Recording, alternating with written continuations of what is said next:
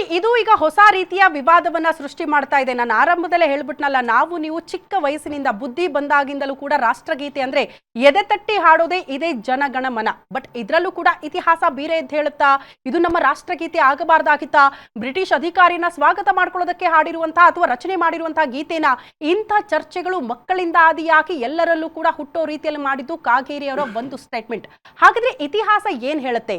ನಿಜಕ್ಕೂ British ಅಧಿಕಾರಿಯನ್ನ welcome ಮಾಡ್ಕೊಳ್ಳೋದಕ್ಕೆ ಈ ಗೀತೆಯನ್ನ ರಚನೆ ಮಾಡಲಾಯ್ತಾ ಅನ್ನೋದು ಪ್ರಶ್ನೆ. ಇದು ಸೃಷ್ಟಿಯಾಗಿದ್ದು 1911ರಲ್ಲಿ. ನಿಮಗೆಲ್ಲ ಗೊತ್ತಿದೆ, 1950ರಿಂದ ಅಧಿಕೃತವಾಗಿ ಇದು ರಾಷ್ಟ್ರಗೀತೆ ಆಯಿತು. ಅದು ಕೂಡ ಅಧಿವೇಶನದಲ್ಲೇ ಸಾಂವಿಧಾನಿಕವಾಗಿ ಇದನ್ನ ಅಂಗೀಕರಿಸಲಾಯಿತು. ಅಲ್ಲಿಂದ ಇಲ್ಲಿ ತನಕ ಜನಗಣಮನ ನಮ್ಮ ರಾಷ್ಟ್ರಗೀತೆ ಅನ್ನುವಂಥ ಅರಿವು ನಮಗೂ ನಿಮಗೂ ಇದೆ. ಬಟ್ ಇದ್ರ ಬಗ್ಗೆ ಇವತ್ತು ಸುದೀರ್ಘವಾಗಿ ಚರ್ಚೆ ಮಾಡೋಣ. ನಮ್ಮ ಜೊತೆಗೆ ಅತಿಥಿಗಳು ಕೂಡ ಜಾಯ್ನ್ ಆಗಿದ್ದಾರೆ, ಅವ್ರನ್ನ ವೆಲ್ಕಮ್ ಮಾಡ್ಕೊಳ್ಳೋಣ. ಬಿಜೆಪಿ ವಕ್ತಾರರು ಉತ್ಕರ್ಷ್ ಅವರಿದ್ದಾರೆ. ಸರ್ ನಮಸ್ತೆ, ಕಾರ್ಯಕ್ರಮಕ್ಕೆ ಆತ್ಮೀಯ ಸ್ವಾಗತ. ಅದೇ ರೀತಿ ಹಿಂದೂ ಮುಖಂಡರು ಆದಂತಹ ಡಾಕ್ಟರ್ ವಾಸುದೇವ್ ಕಶ್ಯಪ್ ಅವರಿದ್ದಾರೆ. ಸರ್ ನಮಸ್ತೆ, ಕಾರ್ಯಕ್ರಮಕ್ಕೆ ಆತ್ಮೀಯ ಸ್ವಾಗತ. ಕಾಂಗ್ರೆಸ್ ವಕ್ತಾರರು ಆದಂತಹ ರಘು ದೊಡ್ಡೇರಿ ಅವರು ಇದ್ದಾರೆ. ಸರ್ ನಮಸ್ತೆ, ಕಾರ್ಯಕ್ರಮಕ್ಕೆ ಆತ್ಮೀಯ ಸ್ವಾಗತ. ಸರ್ ನಮಸ್ತೆ, ಕಾರ್ಯಕ್ರಮಕ್ಕೆ ಆತ್ಮೀಯ ಸ್ವಾಗತ. ಚರ್ಚೆ ಪ್ರಾರಂಭ ಮಾಡೋಣ ಉತ್ಕರ್ಷ್ ಅವರಿಂದಲೇ. ಇದೆಲ್ಲ ಬೇಕಿತ್ತ ಅನ್ನೋದೇ ಮೊದಲ ಪ್ರಶ್ನೆ ನಂದು. ಕಾರಣ, ಸಂವಿಧಾನ ಬದಲಾವಣೆಯ ವಿಚಾರ ಅಂತ ಬಿಜೆಪಿ ನಾಯಕರು ಪ್ರಸ್ತಾಪ ಮಾಡಿದಾಗಲೇ ದೊಡ್ಡ ಮಟ್ಟದ ಚರ್ಚೆಗಳು ಸೃಷ್ಟಿಯಾಗಿತ್ತು. ಈಗ ರಾಷ್ಟ್ರಗೀತೆ, ಇತಿಹಾಸವನ್ನ ತಿರುಚೋ ಪ್ರಯತ್ನ ಆಗ್ತಾ ಇದೆಯಾ? ಇತಿಹಾಸನೇ ಹಂಗಿದೆಯಾ? ಯಾಕೆ ಈ ಚರ್ಚೆಗಳು ಬಂತು ಅಂತ ನೋಡಿ, ಬಹಳ ಸ್ಪಷ್ಟವಾಗಿ ಒಂದೇ ಹೇಳ್ಬೇಕು ಅಂತಂದ್ರೆ, ಒಂದೇ ಮಾತರಂಗೆ ಏನು ಮಹತ್ವ ಇದೆ ಅದು ಜನಗಣಮನಕ್ಕೆ ಕೂಡ ಇರ್ಬೇಕನ್ನುವಂಥದ್ದು ಬಹಳ ಸ್ಪಷ್ಟವಾಗಿ ಎಲ್ಲ ಕಡೆ ಕೂಡ ಇರ್ತಕ್ಕಂಥದ್ದು. ಅದನ್ನೇ ಕಾಗೇರಿ ಹೇಳಿರ್ತಕ್ಕಂಥದ್ದು. ಈಗ ಬಹಳ ಸ್ಪಷ್ಟವಾಗಿ ನಾವಿಲ್ಲಿ ಅರ್ಥ ಮಾಡ್ಕೋಬೇಕೇನು ಅಂತಂದ್ರೆ, ಒಂದೇ ಮಾತರಂಗೆ ಸುಮಾರು 150 ವರ್ಷಗಳ ಇತಿಹಾಸ ಇದೆ. 1896ರಲ್ಲಿ ಇದೆ ರವೀಂದ್ರನಾಥ್ ಟಾಗೂರ್ ಅವರು ಬಂಗಾಳದ ಕಾಂಗ್ರೆಸ್ ಅಧಿವೇಶನದಲ್ಲಿ ಹಾಡಿದ್ ಯಾವ ಗೀತೆ ಅಂತಂದ್ರೆ ಇದೇ ಒಂದೇ ಮಾತರಂ. 1905ರಲ್ಲಿ ಬಂಗಾಳದ ವಿಭಜನೆ ಆಗದಂತ ಸಂದರ್ಭದಲ್ಲಿ ಆಗ ನಿಷೇಧ ಮಾಡ್ತಾರೆ ಬ್ರಿಟಿಷ್ ಈಗ ಈ ಗೀತೆಯನ್ನು ಹಾಡಬಾರ್ದು ಅಂತ. ಆದ್ರೂ ಕೂಡ ಅವತ್ತಿನ ಕ್ರಾಂತಿಕಾರಿಗಳು ದೇಶಭಕ್ತರು ಇದೇ ಗೀತೆಯನ್ನು ಹಾಡಿದ್ರು. 1900 ನಿಮ್ಗೆ ಹೇಳ್ತೀನಿ 7ರಲ್ಲಿ ಮೇಡಮ್ ಬಿಕಾಜಿ ಕಾಮಿ ಅವರು ದೇಶದ ಇತಿಹಾಸದಲ್ಲಿ ಮೊದಲನೇ ಬಾರಿಗೆ ಜರ್ಮನಿಯಲ್ಲಿ ತ್ರಿವರ್ಣ ಧ್ವಜವನ್ನು ಹಾರಿಸ್ತಾರೆ. ಆ ಹಾರಿಸಿದಂತ ಸಂದರ್ಭದಲ್ಲಿ ಹಾಡಿದಂತ ಗೀತೆ ಯಾವ್ದಂತಂದ್ರೆ ಇದೇ ಒಂದೇ ಮಾತರಂ. ಯಾವುದು ಬೇಡ, 1950ರಲ್ಲಿ ನೀವೀಗ ಹೇಳಿದ್ರಿ ಕಾನ್ಸ್ಟಿಟ್ಯೂಂಟ್ ಅಸೆಂಬ್ಲಿಯಲ್ಲಿ ಒಂದು ಡಿಸ್ಕಷನ್ ಬಂದಾಗ ಜನಗಣಮನ ಮತ್ತು ಒಂದೇ ಮಾತರಂ ವಿಚಾರವಾಗಿ ನಾನು ರಾಜೇಂದ್ರ ಪ್ರಸಾದ್ ಅಂದಿನ ರಾಷ್ಟ್ರಪತಿಗಳು ಹೇಳಿದಂತ ಮಾತನ್ನು ನಾನು ಕೋಟ್ ಮಾಡ್ತೀನಿ. ಏನು ಅಂತಂದ್ರೆ, ದ ಸಾಂಗ್ ಒಂದೇ ಮಾತರಂ which has played a historical part in the struggle for Indian freedom shall be honored equally with Janaganamana and shall have equal status with it ಅಂತ ನಾನು ಹೇಳಿದ್ದಲ್ಲ, ಅಂದಿನ ರಾಷ್ಟ್ರಪತಿಗಳು ಕೇಳಿಸ್ಕೊಳ್ರಿ, ಅಂದಿನ ರಾಷ್ಟ್ರಪತಿಗಳು ಹೇಳಿದಂಥದ್ದು. ಸೊ ಅದನ್ನೇ ನಾವಿವತ್ತು ಹೇಳ್ತಿರೋಂಥ ಜನಗಣಮನಕ್ಕೆ ಏನು ಆದ್ಯತೆ ಇದೆ ಅದೇ ಆದ್ಯತೆ ಒಂದೇ ಮಾತರಂಗಿದೆ. ಈಗ ಈ ಒಂದೇ ಮಾತರಂ ಎನ್ನುವಂತ ಕೇಳಿಸ್ಕೊಳ್ಳಿ, ಒಂದೇ ಮಾತರಂ ಗೀತೆಯನ್ನ ಒಂದೇ ಅಪಸ್ವರ ನಾವೇನು ಹೇಳಿಲ್ವಲ್ಲ, ಒಂದೇ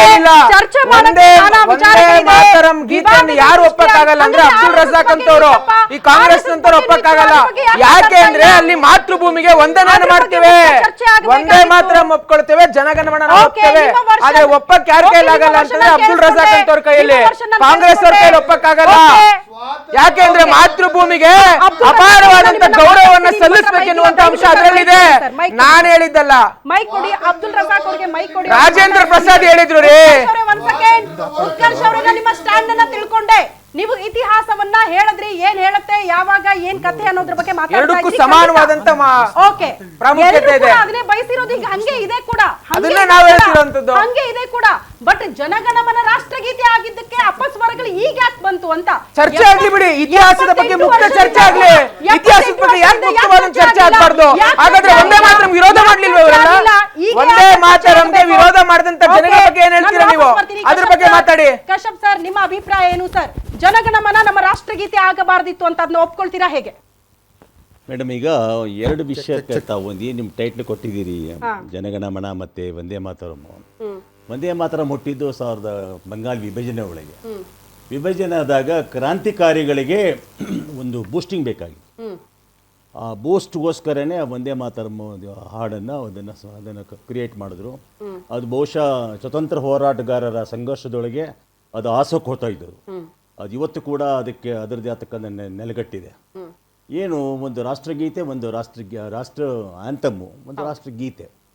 ಒಂದೇ ಮಾತರಮ್ಮನ್ನು ಏನಂತ ಕರಿತೀವಿ ಅಂತಂದರೆ ಅದು ಬರೀ ಇಟ್ ಇಸ್ ರಿಲೇಟೆಡ್ ಟು ಭಾರತೀಯ ಸಂಸ್ಕೃತಿ ಸಂಸ್ಕಾರದ ಬಗ್ಗೆ based on that.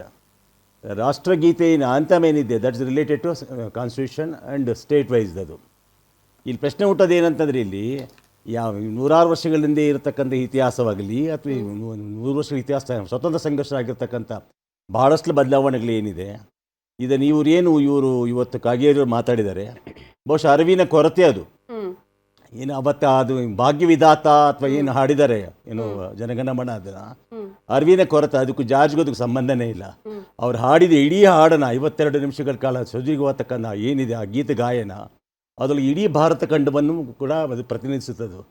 ಉತ್ಕಲ, ಉಂದ, Hindi, Himachal ಅವೆಲ್ಲವೂ ಕೂಡ ಈ ದೇಶದ ಸಂಬಂಧಪಟ್ಟತಕ್ಕ ಸಮಗ್ರ ಒಂದು ಭಾರತ ದೇಶದ ಒಂದು ಪಿಕ್ಚರ್ ಕೊಡುತ್ತೆ ನಮಗದು. ಒಂದೇ ಮಾತರಂ ಅದು ಬೇರೆ. ಈ ಒಂದೇ ಮಾತರಂ ಮತ್ತು ಜನಗಣಮನ ಯಾರು ತಿರಸ್ಕರಿಸ್ತಾರೆ, ಯಾರು ತಿರಸ್ಕರಿಸಲ್ಲ, ಯಾರು ಅದನ್ನು ರೆಸ್ಪೆಕ್ಟ್ ಕೊಡ್ತಾರೆ. Worshipping is in the respect. Worship ಮಾಡೋದೇ ಬೇರೆ, ಅದು ಗೌರವಿಸೋದೇ ಬೇರೆ. ಅಲ್ಲ, ಭಾರತದ ನೆಲದಲ್ಲಿ ವಾಸ ಮಾಡೋರು ರಾಷ್ಟ್ರಗೀತೆ ಪ್ಲೇ ಆಗ್ತಿದೆ ಅಂದ್ರೆ ಯಾರು ಹೇಳದೆ ಬೇಡ ಸರ್. ಅವರೇ ಎದ್ದು ನಿಂತ್ಕೊಂಡು ಗೌರವ ಕೊಡ್ತಾರೆ. ಹೆಬ್ಬೆಟ್ಟಾದ್ರೂ ಎದ್ದಿತ್ಕೋತಾರೆ. ಗೊತ್ತಾಗ್ಬಿಡುತ್ತೆ ಅದು. ಅಲ್ಲಿ ಏನಂತಂದ್ರೆ ಅಲ್ಲಿ ಒಂದು ರಕ್ತಗತ ಬಂದ್ಬಿಟ್ಟಿರ್ತದೆ. ಯಾವುದೋ ಆ ರಾಷ್ಟ್ರಗೀತೆ ಏನಿದೆ ಅಲ್ಲ, ರಕ್ತಗತ ಅದು ಇಂಜೆಕ್ಟ್ ಆಗಿದೆ. ಅದನ್ನ ಯಾರೋ ಬಂದ್ಬಿಟ್ಟು ಅಳಿಸ್ಬಿಡ್ತೀನಿ, ನಿಮಗೆ ಅರೇಂಜ್ ಮಾಡ್ತೀನಿ ಅಂದ್ರೆ ಆಗೋದೇ ಇಲ್ಲ. ಇಲ್ಲಿ ಏನಂತಂದ್ರೆ ಇತಿಹಾಸವನ್ನ ತಿರುಚೋರು ಯಾರೇ ಆಗಿರಲಿ, ವೆದರ್ ಈ ರೆಸ್ಪೆಕ್ಟ್ ಆಫ್ ದಿ ಜನತಾದಳ ಏನು ಯಾವುದೇ ಒಂದು ಸಂಘಟನೆ ಆಗಲಿ, ಇದು ಅಕ್ಷಮ ಅಪರಾಧ. ಆಮೇಲೆ ಭಾರತೀಯ ಏನಿದೆ ಒಂದು there is a conduct of code ಇದೆ.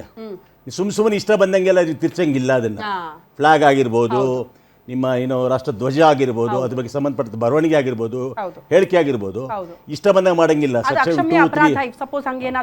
ಅಕ್ಷಮ ಅಪರಾಧನೇ ಅದು. ರಘು ಸರ್, ತಮ್ಮ ರಿಯಾಕ್ಷನ್ ಏನು? ಪಾಪ ಕಾಂಗ್ರೆಸ್ ನಾಯಕರೆಲ್ಲ ಆಲ್ರೆಡಿ ವಿರೋಧ ಪ್ರಾರಂಭ ಮಾಡಿದ್ದೀರಿ, ಬಟ್ ಮುಕ್ತ ಕಂಠವಾಗಿ ಚರ್ಚೆ ಆಗ್ಲಿ ಅಂತ ಬಿಜೆಪಿ ನಾಯಕರು ಹೇಳ್ತಿದ್ದಾರೆ. ಚರ್ಚೆ ಮಾಡಕ್ ಭಯ ಯಾಕೆ ಅಂತ? ಅಲ್ಲ, 70 ವರ್ಷದ ಕಡಲೆಬೀಜ 78 ಅಂತ ಏನ್ ಹೇಳ್ತಾರೆ, ಕಡಲೆಬೀಜ ತಿಂತಿದ್ರೆ ಅವರು. ಮೊದಲನೇದಾಗಿ ಬ್ರಿಟಿಷರ ಬೂಟು ನೆಕ್ಕಿ ಬ್ರಿಟಿಷರ ಕಾಲಿಗೆ ಬಿದ್ದು ಕ್ಷಮೆ ಕೇಳಿದಂತ ಬಿಜೆಪಿ ಪಕ್ಷಕ್ಕೆ ಸ್ವಾತಂತ್ರ್ಯದ ಹೋರಾಟದ ಬಗ್ಗೆ ಯಾವುದಿದೆ?